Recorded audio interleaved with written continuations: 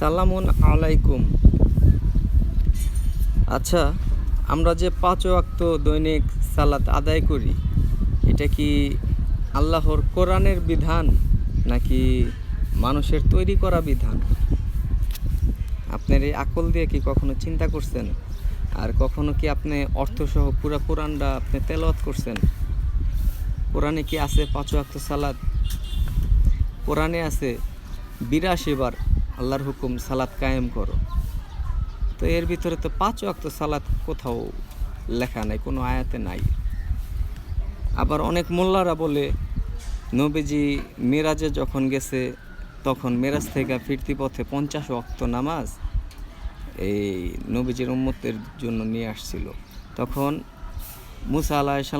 মুসা আলাইসাল্লামের সাথে দেখা হইল।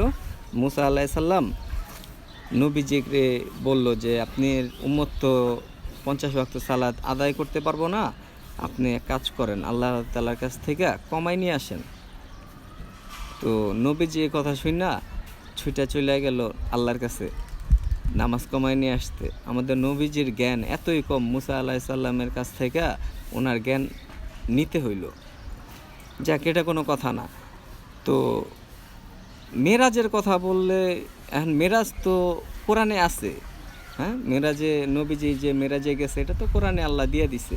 তো মেরাজ থেকে যে আল্লাহ নবী 5 ওয়াক্ত নামাজ নিয়ে আসলো, এত যুদ্ধ করে বারবার যায় আল্লাহর কাছে রিকোয়েস্ট করে, আল্লাহ আমার বান্দারা পারবো না, তুমি 5 ওয়াক্ত কমায় দাও, 5 ওয়াক্ত কমায় দাও। মুসা আলাইসাল্লাম বারবার পাঠাইলো যে আপনার উম্মতরা পারবো না, আপনি আরও কমায় নিয়ে আসেন। আর আমাদের নবীও এই দুনিয়ার কিছু বুঝে না, উনি মনে করেন মুসা আলাইসাল্লামের জ্ঞানে উনি বারবার ছুটে চলে গেছে আর নামাজ কমাইয়া এই 5 ওয়াক্ত নিয়ে আসছে। এটা হলো মোল্লাদের এক ধরনের যুক্তি, বা তাদের হাদিসে নাকি তারা এরকম পাইছে।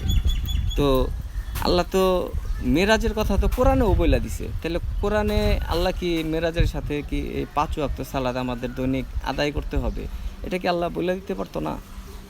এটা কি অনেকগুলা হরফ লাগতো বা অনেকগুলা আয়াত মিলিত হইতো?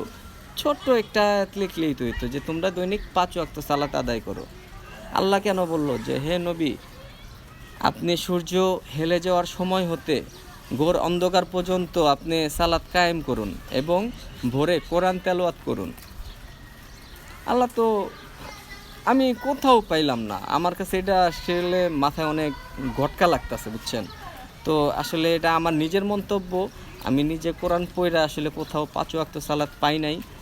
আর আপনারা যদি এটা পায়া থাকেন আমার একটু আয়াত নাম্বারটা বলবেন। ধন্যবাদ।